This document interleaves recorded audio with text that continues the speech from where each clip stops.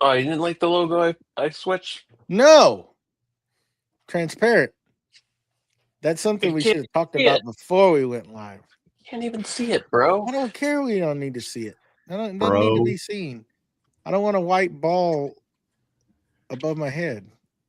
You Just live on stop. air. Stop. Just stop. And already off the rails. There we go. It doesn't take us long, even as hard as we try. Oh. We can't What do did I it. sign up for? I don't know. God help you, Steve. 'Cause Oh, I can already tell this isn't going to be good today. Hey. Hey, but breaking. Before we start, I just got to put this out there. Last night on TikTok, I got friended by Wood Mustache. woohoo! Wait, I didn't get a friend request. I didn't stay long. He has an account now He does? with that same logo on it that's on his shirt. I must be an imposter. It must be an imposter. So go follow the Wooden Mustache on TikTok, please, so that he can go live with this camera. Maybe. Everybody, go and follow the Wooden Mustache. Same. It's the same. Yeah, I gotta get some content out there. I just thought I'd say that. But anyhow, y'all ready? Yeah. Let's go. Matt, you okay today, bud? You're worrying me. You're not saying much. It's cold in Georgia. He's frozen. Oh, I like the cold. Oh, is it snowing? It's not It's here. cold. No, it's in the well, 20s, though. we probably need to get started with the show, huh?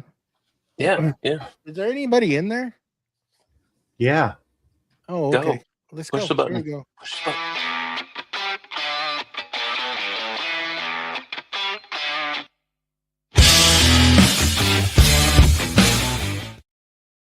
Welcome to Creative Makers Podcast, episode 131. I'm Joey with Steel Blade Woodworks, joined by our host, Matt with Wacky Works, Mustachio with the Wooden Mustache, Steve I with Steve I Designs, and today we got our number one best friend sponsor, Tyler with Forge 3D, again, showing his beautiful face to educate us.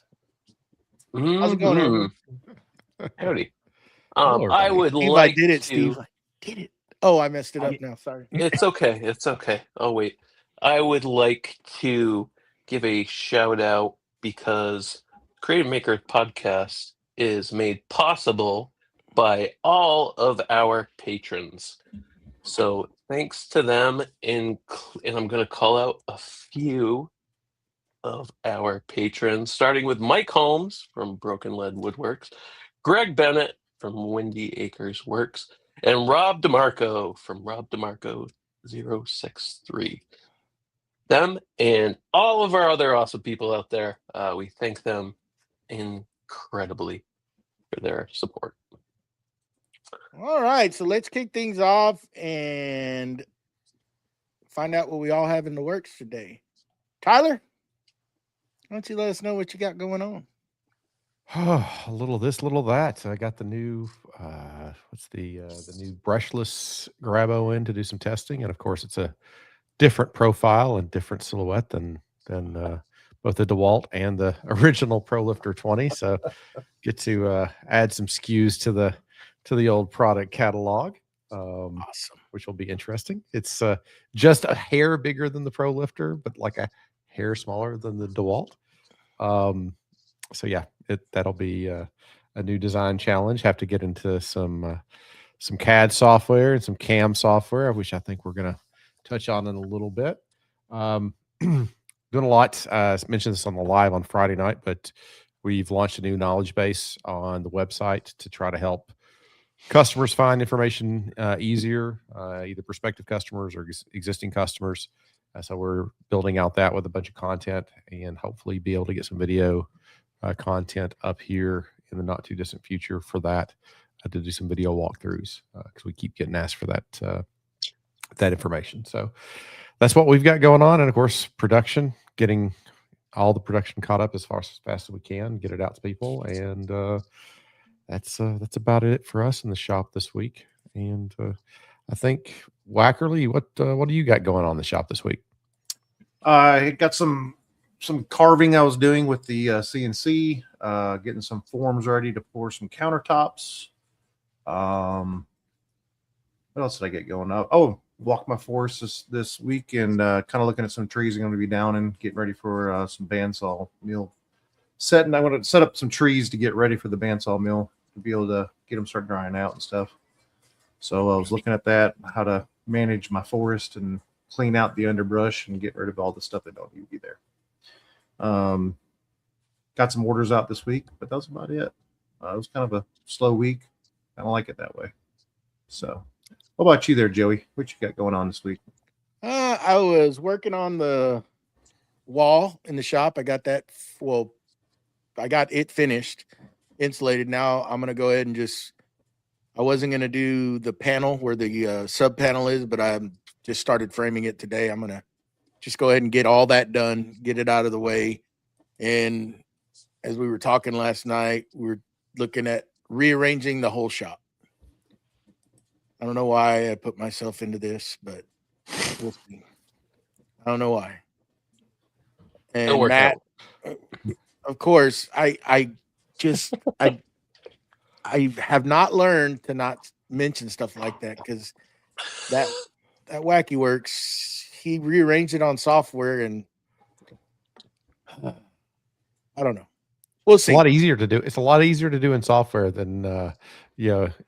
back don't hurt doing that way. My back don't hurt at all doing it that way. And then I get a wild hair, and I'm like, well, if I'm gonna move this, I might as well move that big dust collector. And I'm like, why do I do this to myself? So I don't know what I'm going to do, but I know that I'm going to finish that corner, and then I'll assess the situation at the time and go from there. But yeah, the big portion of it's done. I've maxed out on the height I can go. I'd like to go a little higher, but there's no way of actually doing it with what I have. And I can't get anything in the shop really. I could, but I wasn't invited. I'm going to leave it at that. So that's about what I got going on, getting that done. How about you, Mr. Mustachio? Right back in the nick of time there, buddy. Oh yeah, the door swung open and the cat was like, "Hey." Let's see. I'm losing track what I said on Friday. But Just say it again. Just say it again. Be all right. I got the miter saw dust hood upgrade from Shop Nation. I got that mounted. I haven't done extensive testing on it, but the few cuts and stuff that I did with some plywood, and I had some thick oak that I cut through. That was impressive. I'm really happy with that. I was talked out of putting carbon method on my cast iron last night because it was very, very late, and we all know what happens when you're a little tired and you try to do stuff that requires specific instructions to be followed. So I didn't do that, but I took the I've probably done like 4 or 5 passes on the joiner with some 600 grit, and it's about as good as it's going to be. So I'll get some carbon method on that, and I'm going to run my power for the 220 line over there. I got all the got the wire came, and I got the box and everything. So I'm ready to go. It's just a matter of me getting my act together. So I don't think I really have anything else. What's about you, Steve? What's your shop update?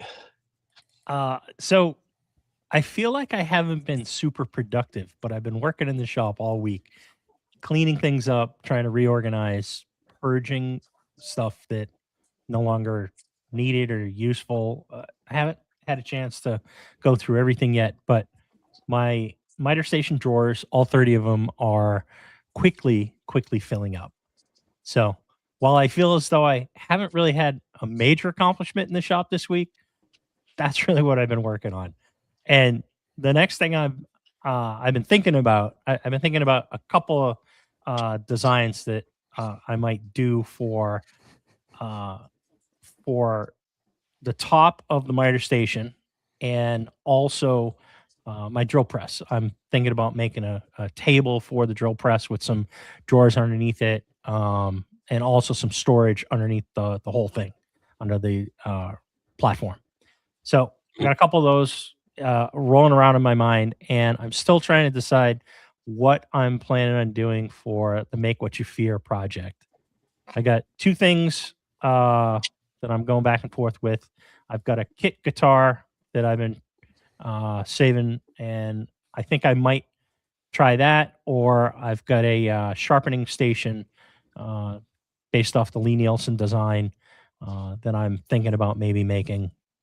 I don't know. Haven't figured out which one, but that's really what I got going on in the shop this week. But tonight, for tonight's main topic, we're going to try and tackle the topic that every maker eventually has strong opinions about, and that is design software. See what I did there? I got a couple of design projects. We're going to roll it into design software. But I would just like to point out something real quick. Yeah. This gentleman has a box of boxes. Yes, I have multiple boxes of boxes. Well, so I don't want to throw those out. He is so organized that he has boxes of boxes. So it's amazing. It is, but I don't want to they're all empty. Those out. They're all empty because they're all behind me. I don't want to throw those out because those are all the Lee Nielsen boxes. And if I have decided to sell any of this, it gets a higher price with the original boxes. Come on. I know. I'm not going to be. I just need to come to grips that I'm never selling any of this, and it's just going to the grave with me. So you're right. I should just get rid of the boxes. Put a brick in the boxes. Send it to Joey. He'll think he has something. There you go. Don't do that, Steve. It'll be just like the pound of screws and everything that you sent Mustache with the plane. Exactly. Right? Yeah. There was a little more work involved to get those screws to their current point. A configuration of duct tape and maybe some super glue. It's pretty awesome. Yeah. Yep. Oh, actually, there's the weight. There's the weight, Steve. I'll send you. I'll bring you that pound of screws. Don't you dare send me those screws back. Yes. There would have to be a video of the packaging and the unwrapping. I'm going to tell you, don't with the leaves next year. Don't. Yes. Don't start a war. I'm not starting anything. I might. All right, let's roll this back. Okay. So tonight's topic: design software. So what we're going to chat about here tonight, and basically from completely free tools to full-blown professional platforms. The maker world is kind of overflowing with some options, from CAD to CAM to all-in-one solutions to subscriptions, one-time licenses, iPad apps, browser-based, and none of them are perfect. But tonight we're going to talk at a very high level and hopefully give you some honest feedback about our experiences and what we think of some of those products. We're going to hopefully chat a little bit from beginner to pro stuff, things like Tinkercad, Easel, Carbon Create, SketchUp, Shaper 3D, Vectric, Carveco, Lightburn, Fusion 360. So this is not meant to be any sort of tutorial or definitive, this is a winner and you should only be using this.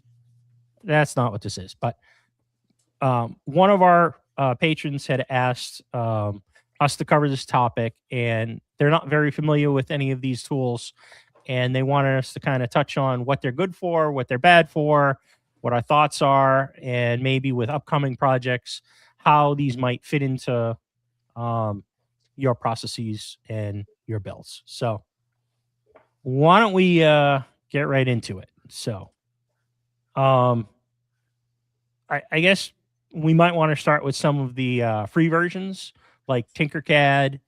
Has anybody got any thoughts on Tinkercad? Has anyone used it for any of their projects? Any pluses, minuses, pros, cons? I've tried it once. I think Mr. Prusa there pushed me onto it at one point. It was tough because I really didn't know how to use it. I've tried it. I still have it. That's really all I can say. What I'm used to using is very generic and very easy.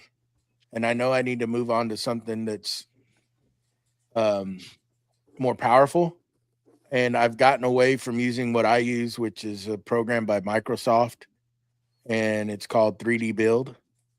But I was looking for something a little more powerful to, like, basically what Tyler uses. What everybody's trying seems like to go to is Fusion.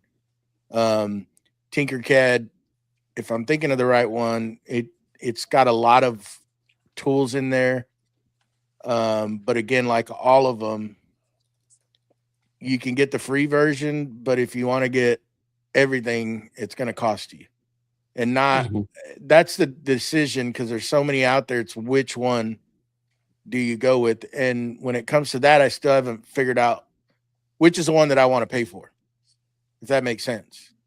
Yeah. Because this, I don't want to get into the whole thing of like everything else, but it's like on that 3D design, I'm still, like I said, I can still build what I want with it, but it has its limitations.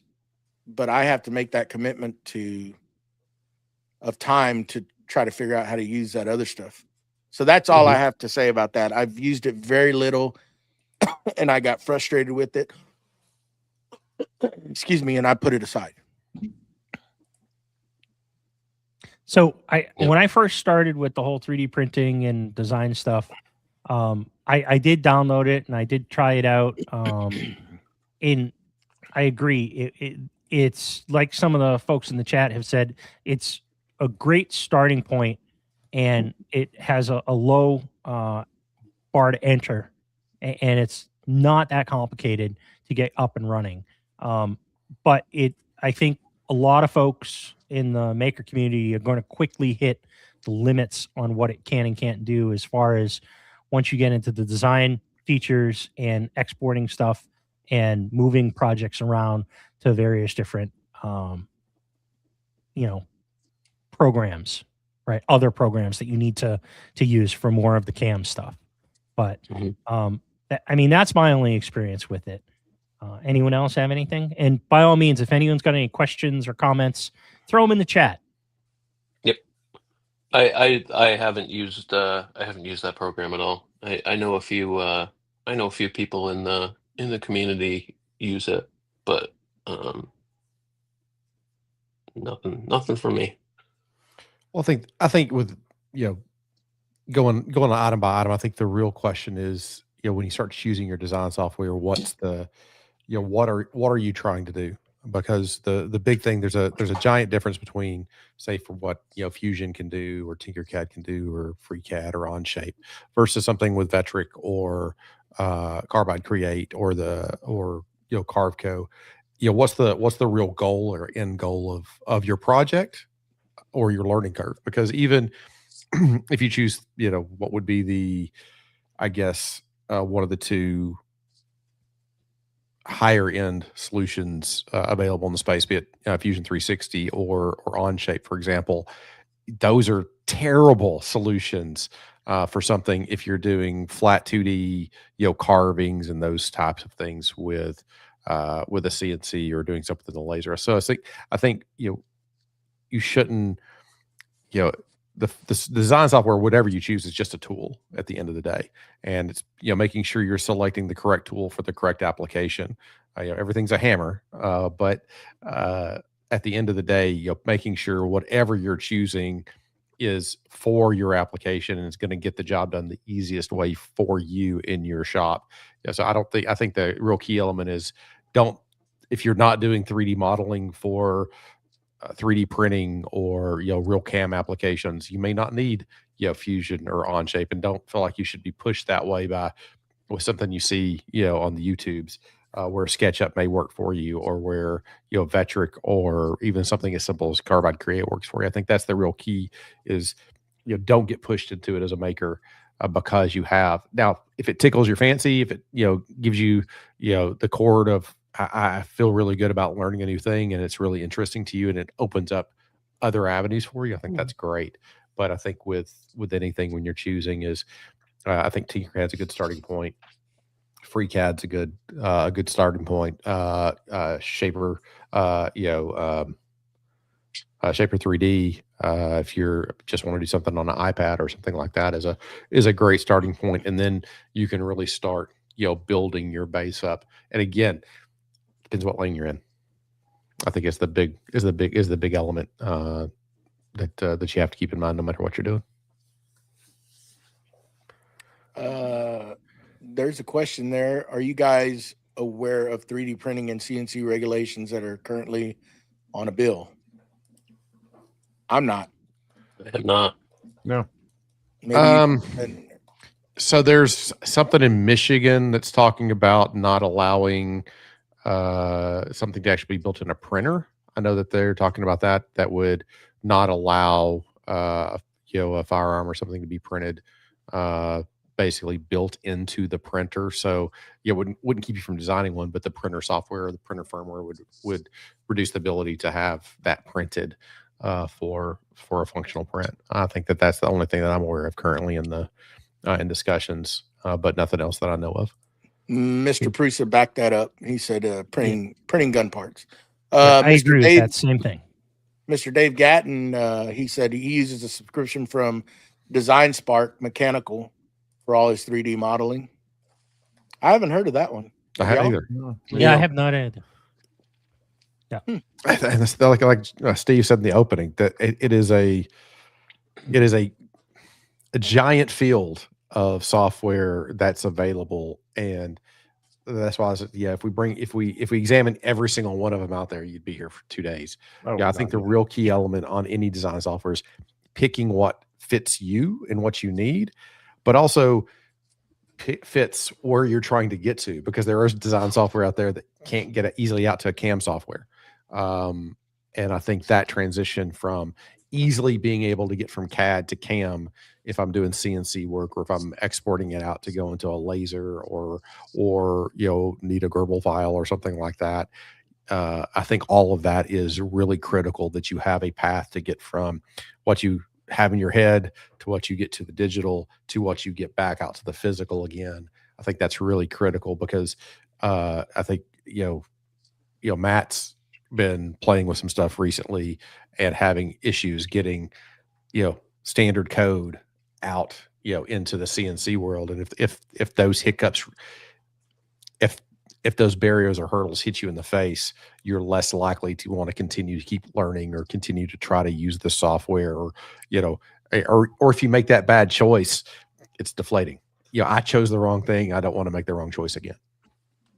Right. I think that's an important point, is that choice. Some of us tend to overanalyze which software we want to use. And I know when I started out, like I said, I first tried Tinkercad after I tried SketchUp. And I quickly realized that SketchUp really isn't an awesome tool for building 3D models to then export out and print in my 3D printer. So that's where I transitioned over to Tinkercad, and I tried it out. It was a little bit not exactly what I was looking for. And then I was looking at the field, and I'm like, well, should I download the free version of Fusion 360? And I looked at it, and I'm like, you know what? This is just like way too involved and advanced for what I'm trying to do right now. And I kind of equate it to trying to learn Photoshop or Illustrator from Adobe. Great products for what they do, but do I need full-blown version of Fusion 360 to do this basic little thing? And it was just way too complicated for what I wanted at that time. And I'm not there yet either for that. What I ended up settling on was Shaper 3D. And I settled on Shaper 3D because that was the only version or design software that I could find at the time that had not only a Microsoft Windows version, but also an Apple Mac version. And they had an iPad app, which Tyler to this day still thinks I'm crazy because the little adapter that I designed that he sells now for me, I designed on my iPad. Oh, And Lord. it was actually fairly intuitive for me to learn and do that. And I was kind of an early adopter for some of that Shaper 3D software because at the time they still didn't have the parametric modeling piece yet. That was still in the works. They've since launched that, but it fit everything that I was doing fairly well. And I still use Shaper 3D for a majority of all my 3D printing design stuff. Now, personally myself, my hope is that this year in 26, I'm going to start getting to a point where I can design some electric guitars and start carving those out on the CNC. So I'm at that tipping point myself where I'm starting to investigate, is it time for me to move into something like Fusion 360 or a different version of Fusion? Or is there something else out there? Because for the CNC, I have Vectric Pro, which I can import 3D models into and I can carve them, but I cannot design 3D models within that software. If I wanted to do that, I would have to upgrade to the Aspire version, which this is the conversation I'm having and I'm thinking about this year is, do I upgrade to Aspire and try and do it in Aspire, or do I just move my design software over to Fusion 360 and stay with my Vectric Pro and design everything in Fusion and just import that model into Vectric Pro and carve everything? Because I don't think it's that elaborate, and I don't know that Aspire is, if I'm personally going to need to upgrade to that level of CAM, right? I mean, Yeah. I'm not planning on doing stuff on a rotary, so I don't necessarily need that piece of Aspire. So I don't know. But that's So just you one can piece of design and Aspire. Aspire, right? Yes. Sorry. Yes. You can Yes. design. Now, can you design export 3D modeling? So you can export for your 3D printer off of there, right? I don't know that. Will it do STL? That's a great question. I believe it will do STL, but I don't know of anyone who's ever designed in Aspire and exported for use in a 3D printer. Matt, don't you have Aspire? Mm-mm. I thought you had No. Aspire. No. Scott with Willow Creek does. He said Scott, yes, it will. Yeah. Mm-hmm. Yeah, it'll Scott export says yes, STL. it will. Yeah. So right there. Okay, go ahead. Sorry. So I'm just listening to all of y'all, and what I hear is, and this is just my thought process on it, is the ease of use is what the program is. Because if you don't have the ease of use, you need to spend time to understand it and learn it and figure it all out, so that it becomes easier to use. So I started out doing the whole video content thing, and I bought the Adobe Premium and this, that, and the other, and it does all this stuff, and you can fly through windows, and I couldn't figure anything out. I couldn't even figure out how to get a video into the thing. And then somebody showed me a cheap, easy software, and boom, I could spit videos out real quick, and it had little cut buttons and scissors and stuff. And I was like, oh, I got this easy. It's user friendly. So that's what I look for. And I couldn't figure out back in the day. I could not figure out SketchUp. So that's the software I like to use. until I found people like Drew Short, and I found people like Jay Bates was a little too fast for me to keep up with, but like Drew Short would slowly explain it, and it was something I could understand, I could keep up with, and it made sense to me. And I looked at some of the Fusion 360, and the guy was talking in a monotone voice, and it just wanted to start nodding. And I'm like, where are we at again? So it's if I could find somebody in there that could do videos that I could stay awake to and I could understand and I could figure out what he's doing and it made sense to me, I probably would stay with learning 360. But there's so much stuff in 360. Yeah, there is. It's learning. There's a big learning curve there.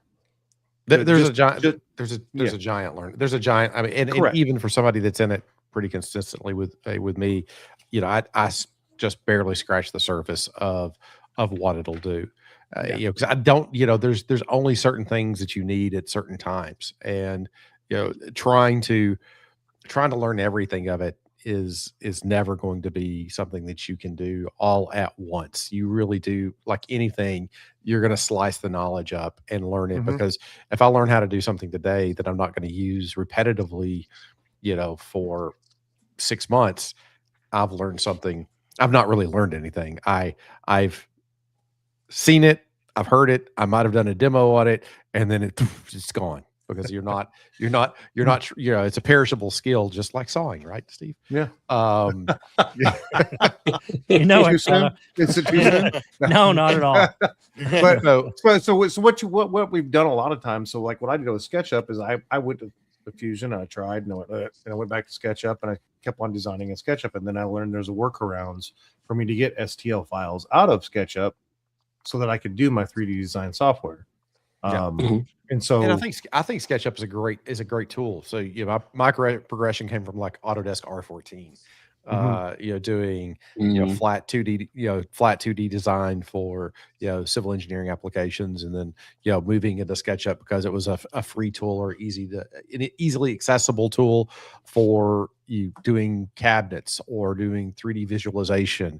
But for like the full design of what I needed to do for Forge 3D, it didn't fit that model.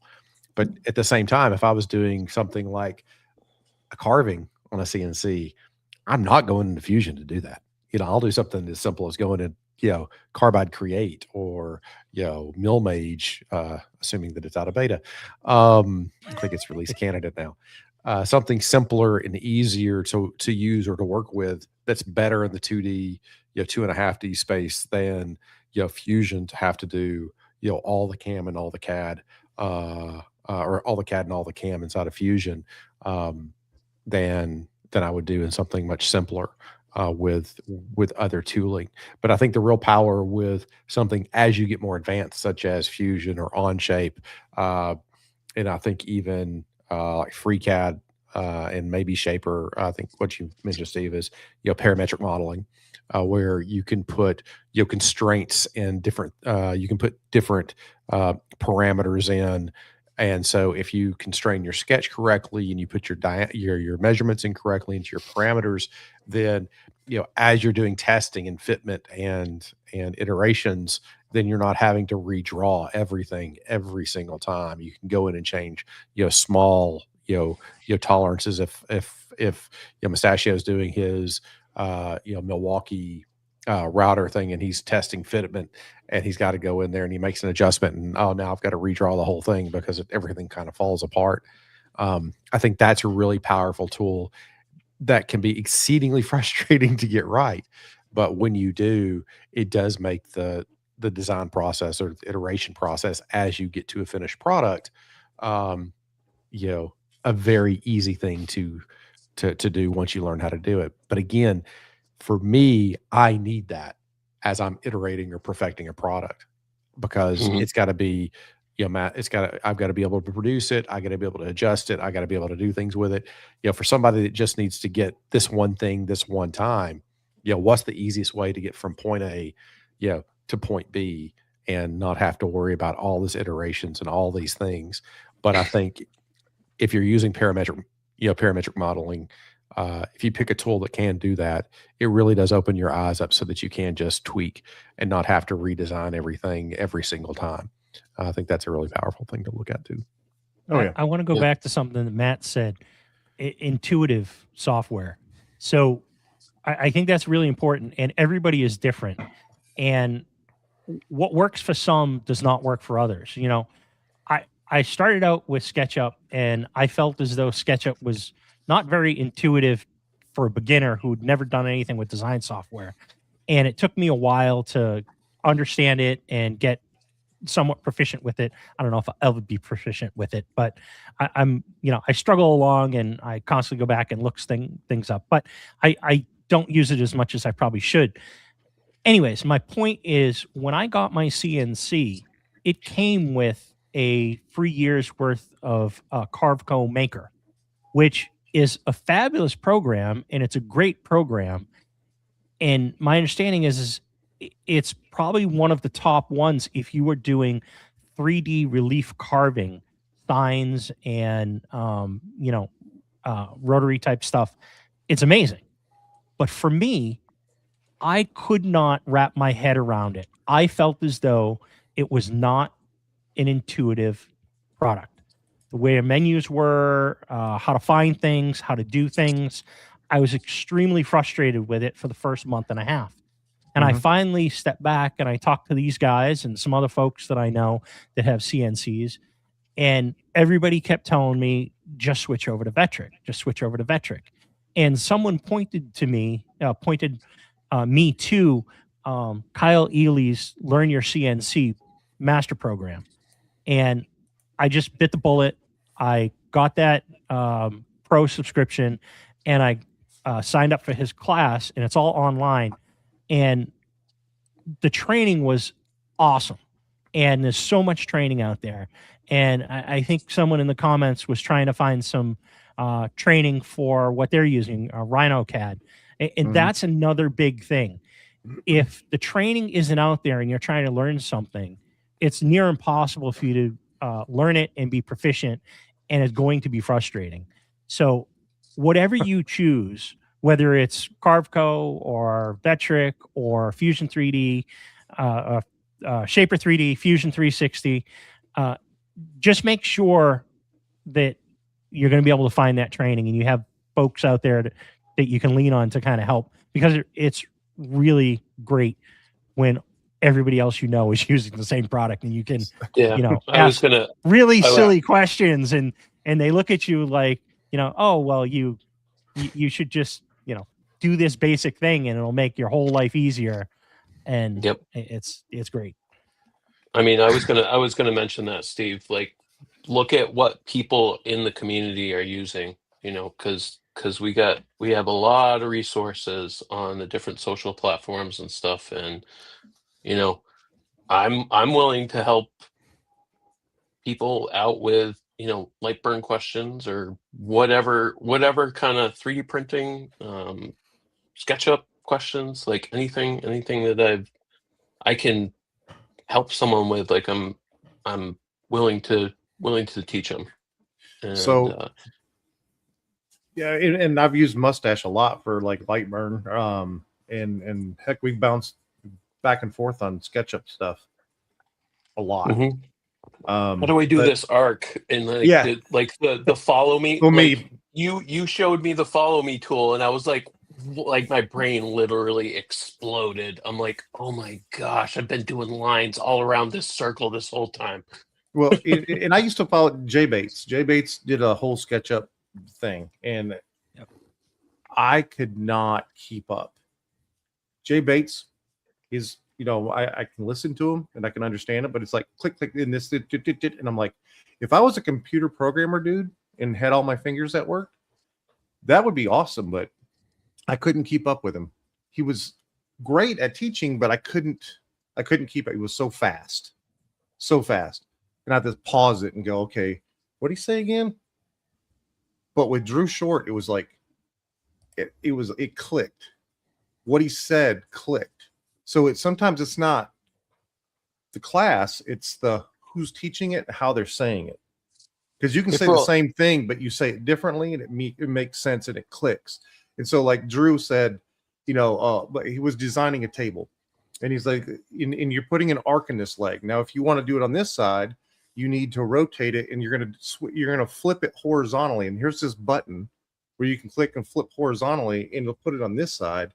Now, any changes that you made to it are going to be evenly changed. Where if you clicked it this way, and I was like, oh my gosh, I've been sitting there changing and making each one of them independent of, and then I had to make this change and this, and it's taking me 4 times as long. Yeah.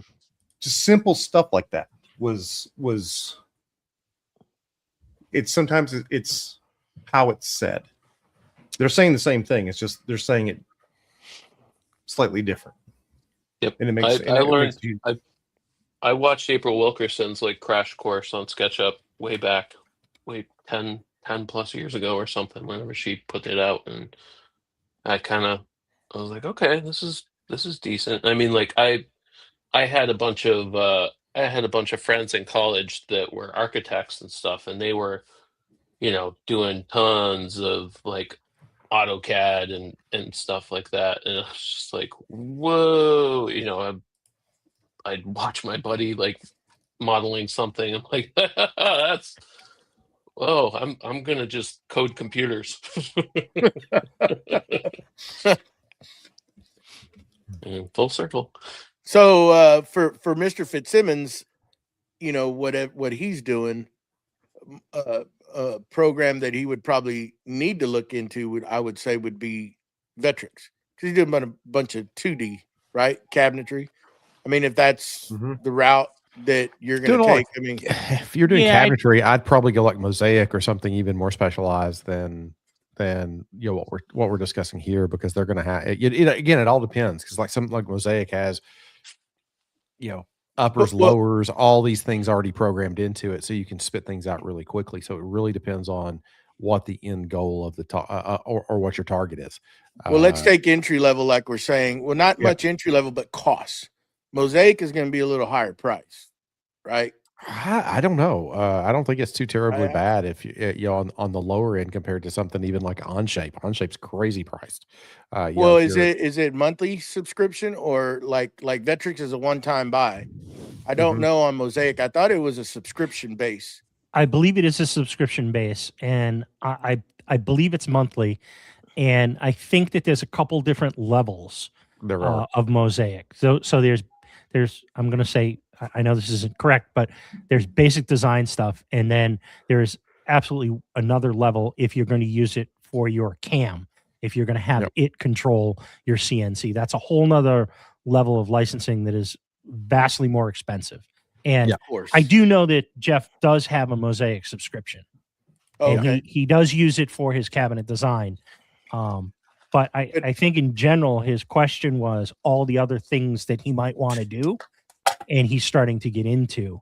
And he's trying to basically see if there's a one-stop shop, I'm assuming, right? Something that, I mean, in a way, because I'm assuming he's aiming this toward a CNC, but maybe if I do get this, can I also do this? What's out there? Is that what that was aimed to on that question? I mean, I'm not 100% sure on that. I think it was more of a general, I might want to do some 3D printing. What should I use? What's out there? I might want to do some CNC. What else is other people using? If I want to just, design a floor plan, what are other people using, kind of thing. Yeah. I mean, I think when you get to that, I mean, you're talking a scope of a lot of different things.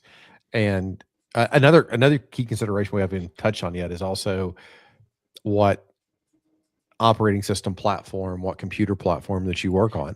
Yeah, because if you're in a PC space, the world is really your oyster. You have a really full feed. You have a lot of different things available to you versus if you're on Mac. If you're a Mac user, your field narrows pretty consistently unless you're using something that's more cloud based, like like Onshape or something along those lines. Easel or something like that. Easel, right? Yeah. So I think that narrows your space as well. So I think you have to think about it of what level or what bar you're going to have to cross. I think that's the interesting thing about, say, something like, for me, Fusion 360 is cross-platform. Something like MillMage, which would be cross-platform, to me would be a very, it's going to be comparable to Lightburn if they can ever get it out to, actually out of RC or beta. So it should have a relatively low learning curve. It won't have heavy design in it, but it should allow you to do a lot of different things. I think, Mr. Bruce has said, the same way I would think about things as Fusion, for 3D printing or mechanical applications, parametric modeling applications, and then something like, something VCarve, MillMage, something like that, that's going to be, for engraving, some type of CNC flat 2.5D work, would be that. And then if you're trying to lay out a house or lay out a kitchen, Mosaic does the modeling maybe or the drop in place and visualization for cabinets. But if I'm trying to lay out the floor plan, I'd probably go to SketchUp. And so, really having to know a lot of different things, unless you're a very specialized person in a very specialized field doing one thing all the time. I think that's been a big frustration with all of us, because I know we've hit on this over the years. It's like, we got to learn another program, and I don't want to learn another program. But the reality is that you got to learn another program. There is not a one-stop shop for everything, and if you're specializing in one, like let's just say cabinets, then maybe you can get away with that. But when you're wanting to do multiple words today, man, I swear they're hard. Like lasering, 3D printing.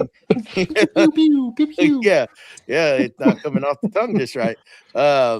That's where we run into the problem, and we're having to look at different programs to use, and that gets costly though too, because they're not cheap depending on what you go with.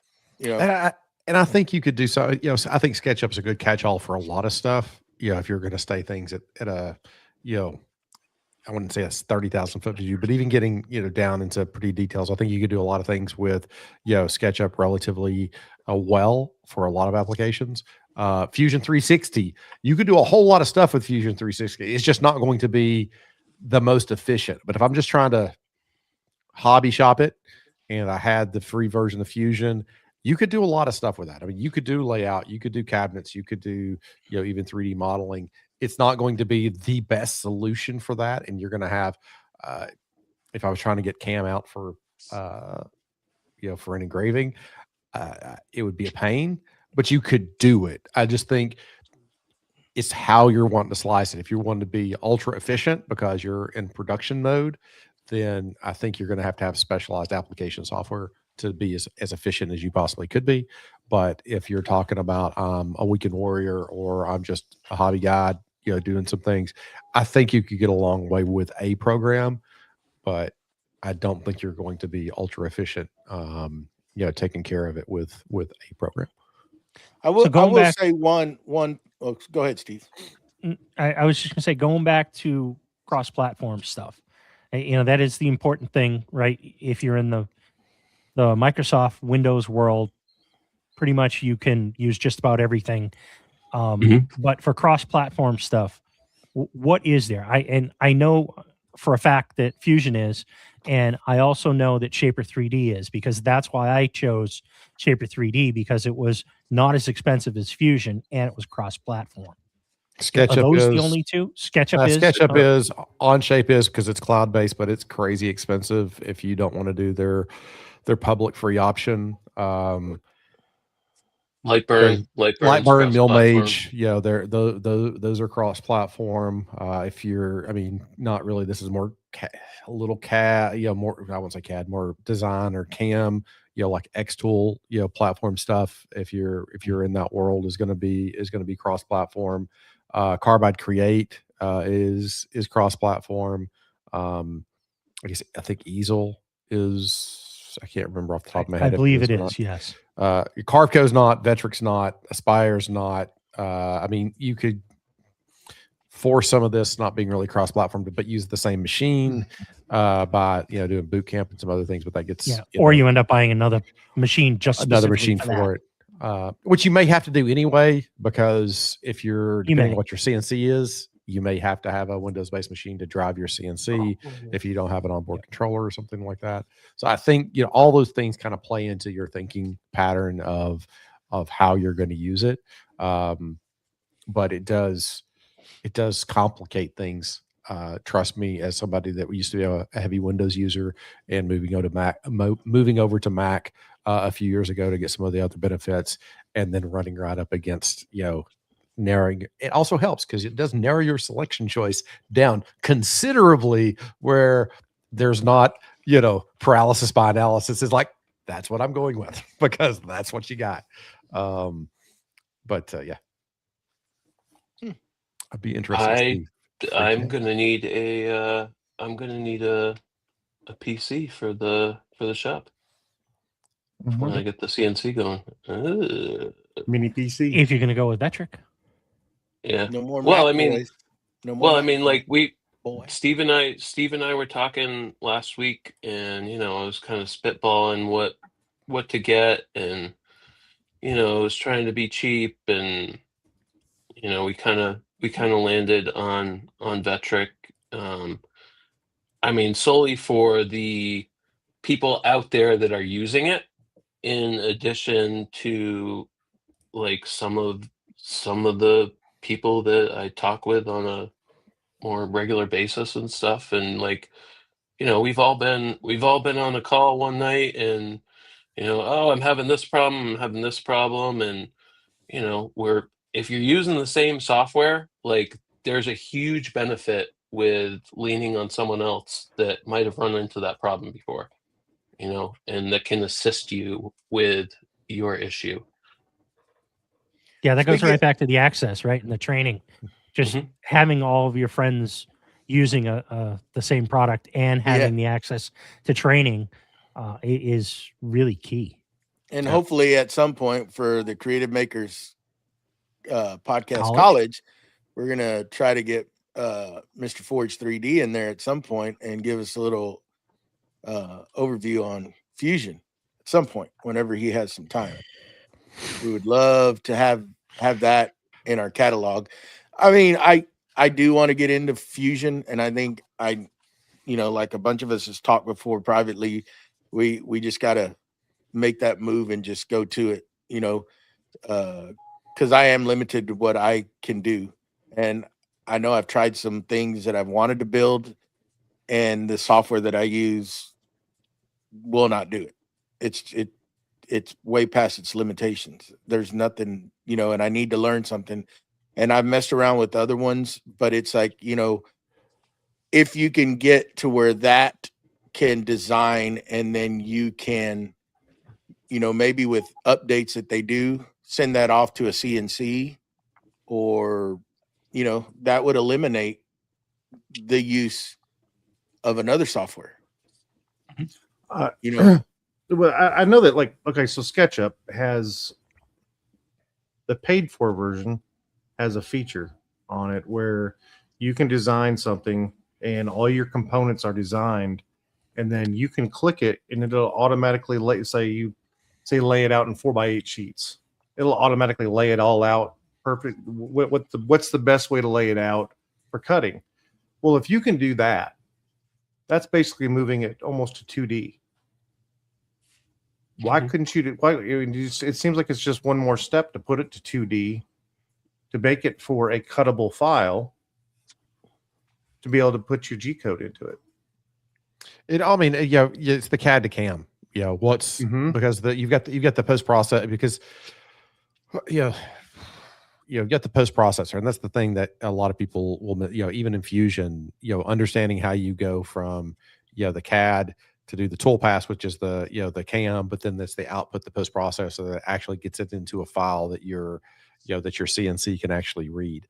And so I've not played with SketchUp from a CAM perspective. Because then you would really be out of SketchUp. Most likely you're just taking a DXF file that you would have to take into something to get your CAM out of, you know, be that, you know, Vectric or something else that would have that post processor built in that you could carry it over with. Yeah. So there's that there's the tool path and then the G code, Gerbil output, or if you have a particular CNC that requires something else besides a Gerbil controller, then those are the things that you have to have the post processor for to get it out to. And I think Mustachio, you were talking a second ago, everybody's talking about something familiar with, and I think this is, I've said mill mage a couple of times because I'd say the most ubiquitous thing in the maker community is probably Lightburn for what everybody uses, because a lot of laser makers or a lot of laser companies will have software that will be of questionable abilities, but is it like laser Gerbil or something? Right. I mean, they'll have different some things, of those. but they'll have almost all of them will make it Lightburn compatible, because they know that that's the threshold of entry into the maker community, is having a Lightburn compatible machine available. And that to me is the reason that I think mill mage is so interesting to me and to others, because I know enough in Fusion to for 3D printing. I know if I can of course do Fusion for more complex CNC work, even if it's flat files, but I want something that allows me to get into carving and those type of things that's really more woodworking based than the other things that I do.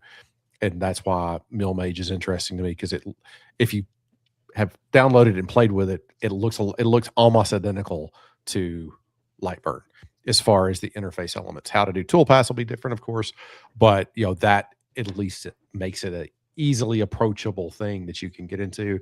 And of course, it's cross-platform for anything that you want to do with it. So that to me is the most interesting thing. And for you, Matt, as you move into or Mustachio, as you move into the CNC world from laser, I think that would be a lower the learning curve for you and for a lot of folks that may be taking that step from their first diode, to a CO2 to a CNC, and having a very natural progression so that you're not having to learn it all the time. We just need them to get it out of RC. It may be out of RC now. It wasn't 2 months ago when I was checking it out last time. So, okay. I never looked into that one. I need to look into that one. And they're good. I mean, the Lightburn folks are great. I mean, they really are great folks. It's a great company. I just wish they'd hurry up. But it's hard. I mean, it's really, really hard. Designing it up from the ground up I think it was probably bigger than what they thought it was going to be. I mean, for the most part, that's been one of the easiest softwares to learn, to be honest. Yeah.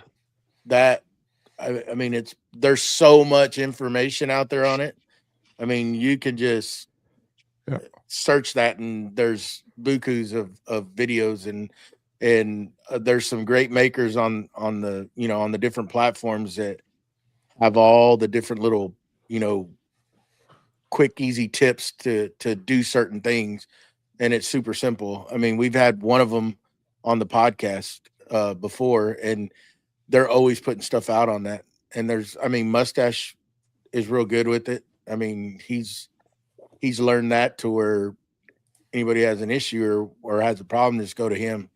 Louisiana Hobby Guy is a great laser resource on the interwebs. He's got a ton of good information on his website and on his YouTube. I don't know if he has an Insta. There's what was Stephanie with the Country Porch Swing, I believe. She's been on here. You can find her here on IG. You can find her on TikTok, and she has a crazy amount of tips and tricks with Lightburn. I've always pointed everybody to her.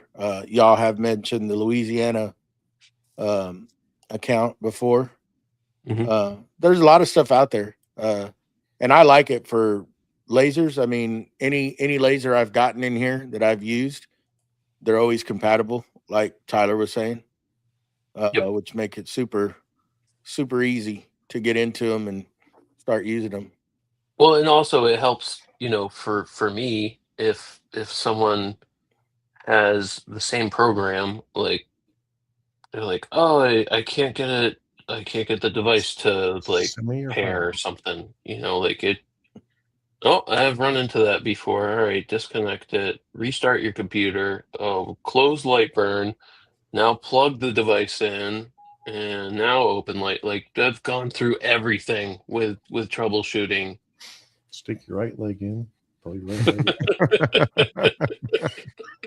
What was the other thing that you had to That's do? what it's all What was about. that other thing? What was it? Change the Me? offset. Me? Yeah, yeah. That you didn't want to do? Oh, flash the firmware. Mm. Flash the firmware. I just want to bring up one other thing, just real quick. So, while a lot of these are can be used for multiple things, I can tell you again, personal experience. I've used SketchUp, and I tend to use SketchUp more for my furniture design, floor plan layouts. I have used Shaper 3D for furniture design and designing cabinets and that sort of stuff.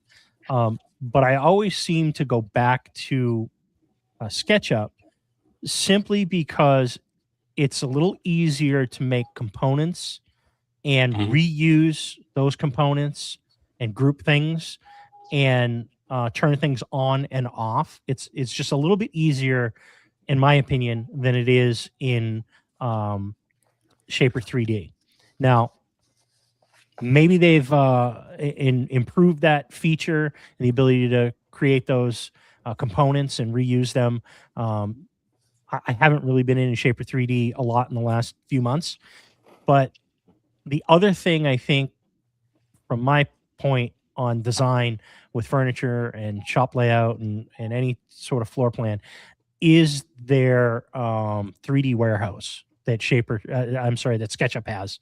Ketchup, It's yeah. got just about everything in it, so it makes things a lot easier when you're starting to get going with all this. You don't have to design all these things. You can just those are import stuff, and they're all Yep, free those are if you're on the paid subscription. user For SketchUp. contributed files and stuff in there. Yeah, you there's can- a huge wealth of that, and that's one of the things, unfortunately, that Shaper 3D does not have. So, Does Shaper 3D, read in like a step file or OBJ file? Because I mean, like that's something that I use quite a bit in in Fusion. Is being able to take a step file in so that you can take another 3D design. So if you're wanting a component part, say from McMaster, this is a great resource from McMaster. Is if I make McMaster and I want a fastener, they're going to have it 99 times out of 100. They're going to have the step file for that fastener or that part or that piece, so that you can actually take that and import it into your design or into your drawing, so you can see it in the virtual world before you have to get it out into the physical world to make sure the fastener that I picked is the right fastener that's going to fit this particular mechanical assembly. But I do love 3D warehouse. I mean, you can download table saws and band saws and all sorts of stuff to bring into shop layout that you couldn't get anywhere else very easily. But if your design software, the software that you're running, is capable of doing a step file, there's 3D warehouse for SketchUp, but there's also a lot of other tools on the internet that will can't remember the one that I use the most, that allow basically downloading a 3D step file for that particular product or that particular part, so that you can then take it and put it in and say visualize it interacting with your own stuff that you're designing. I know Shaper 3D can export as a step file. I believe it can also import, but I'm not 100% positive on that. But So that's another thing that you need to learn as well, is not only the programs, but what kind of files that you're using. So whether STL, SVG, like y'all are talking about different, there's a bunch of different files and what they can do. Yep. Right. Yeah. So like an STL, for example, is what you're going to export out of your design software to take into a 3D printer. And then you can take a STL and you can import it into some CAD programs, but you're importing, a very dirty file. If you're importing an STL file into something even like Fusion, you're going to have a whole hard time, really trying to manipulate or to change that. If it's got, some complexity to it, sometimes you can take it and get into a 3D body out of it, a full body, basically what you call a watertight body, so that you could do modifications to it. if you want something that's completely nebulous, take it into Blender. Try to go poke around in something in Blender for a second. That's that you want to talk about See, like the learning curve. That's like the software I use. I'm able to keep it in a 3MF format to where it keeps the components separate. What I use to make the Yeah. STL file, right? Yeah. And I always have to save that 3MF file in case once I do the prototype print, if it doesn't just fit right, I can go back to that and manipulate just that one piece, right? If that makes sense. So I've got dual versions. That way I can revert back on all the different components that I made in it so that I don't have to, because once you have that file as one file, it really, to me, it's impossible to redo. Yeah, There's it's nothing you hard. can do. You have to just totally start again. I learned that early on, so that's my I mean, Wim says you convert the STL before bringing it into the design software. It all depends on the STL. If you can actually get it to convert right into a step file correctly. There's a lot of converters out there that are good and there's bads, and it also depends on the quality of the STL file that you're bringing in. It can be a challenge sometimes. So that's something to always consider. If you can get a step file, if you're trying to trade off files between different platforms, a step file or OBJ is going to be the best because it's going to be an object. It's going to be a constrained body that you can easily work with, no matter what. I have a friend that they do a lot of automotive rack systems and those types of things, and he works in SolidWorks, and so he'll have me do some things for him for prototyping, and he'll send me these giant OBJ files out of SolidWorks, and I usually like just slice it, get them as skinny as you can get them. I don't need everything. I just need the section that you want to send me, because then I'm going to have to chop it up to get because it could be a car engine, and we need to model up an interface element just for that one little part. I don't need the whole engine to do that, but some of the files that come in are just stupid big, but it does allow me to bring it in, chop it up, move it around. But there would be no way to do that if you didn't get a really good interchangeable file format like OBJ or Step. And that's a whole world different than, I want to go and get a 2D part out and cut it on a CNC or burn it on a laser. I just put a link CAD. in the chat. That's CAD. Yep, that's a good. grabcad.com. If you go to their library, there is a wealth of models out there that you can trace parts. You can grab. Trace parts is also another one that's a really good place to get 3D parts. For step files that you can take into a lot of the software that we've been talking about. Yeah, that was a great. I think some of the models that I grabbed for my shop when Matt was helping me revamp it and reorganize it. I got some of the models off there. Yeah, so I think if we wanted to kind of, I won't say put a bow on it, but kind of help folks determine everything that we've talked about, is I think the best thing to do is think about what you're trying to do, what your end goal is, both from a design perspective, but also what you're trying to get it out to at the end of the day, and start from there. And like everybody said, is focus on where you can get help in the community. Don't, it's great to be a trailblazer to get off the path and, I'm going to do something unique. I'm not going to use something everybody else uses. 3 weeks later, you're still working on that part. Exactly. Yeah, exactly. And I don't think there's any bad. I don't think there's any bad choices. If it tickles your fancy and that's the way that you learn, great. But I think SketchUp's a great program. I think Fusion's a great program. I think the more woodworking centric Carve, Vectric, VCarve, Aspire, I think they're great. I've not played with Carveco very much. Just pick what works for you at the end of the day, and if you know people that use it, all the better. Yeah, and I will add, just if they have a free version, try that out extensively first, because thankfully Carveco was free with my CNC purchase for a year, and I quickly learned that it was not working for me. And I'm a pretty tech savvy person, and for whatever reason, my brain just would not wrap around how it was doing things. And there are a ton of people who love CarveGo and use it all the time, but for me, my brain just it was more intuitive with Vectric. There you go. Well, why don't we put a bow on it? And Mustache, why don't you thank all those wonderful people out there? Certainly will. So I will call out our top tier patrons in addition to running all the other amazing people on the screen at the bottom here. Or on the top, I think on the mobile version, it's on the top. And I will start off with Don from What's Next Woodworking, Victor from Wind Designs, our special guest, Tyler from Forge 3D, Steve from Steve I Designs, Mike from Lido's Woodshop, and last but not least, Jonathan from John4225. We thank you and all of our patrons for your support. We could not do this without you all. So, from the bottom of our hearts, thank ya so much. Mm-hmm. Tyler, thank you for taking the time out of your busy schedule to join us. It's always a pleasure. We appreciate Always it. happy to be here. Yes. Always happy to be here. We're going to use you quite a bit, so get ready. I'm here. Have to make that time. But I like to please remember to go give us a review on iTunes, Spotify, all those platforms. On those downloads, we're seeing an improvement, ain't we, Matt? We're seeing some spikes in there, doing real good.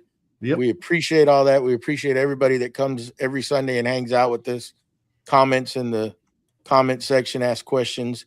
And if you have anything, our Patreon members on the Discord, if you have a topic you'd like us to discuss, put that in there. And you can also email us at creativemakerspodcast@gmail.com.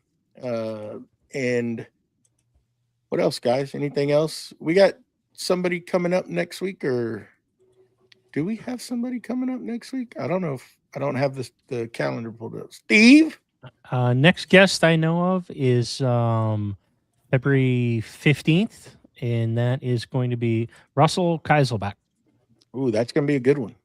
Yeah. That'll be a good one. If you guys want to talk to somebody who does really amazing furniture that has not, let his sawing skills be perishable, Never going to live this one down, am I?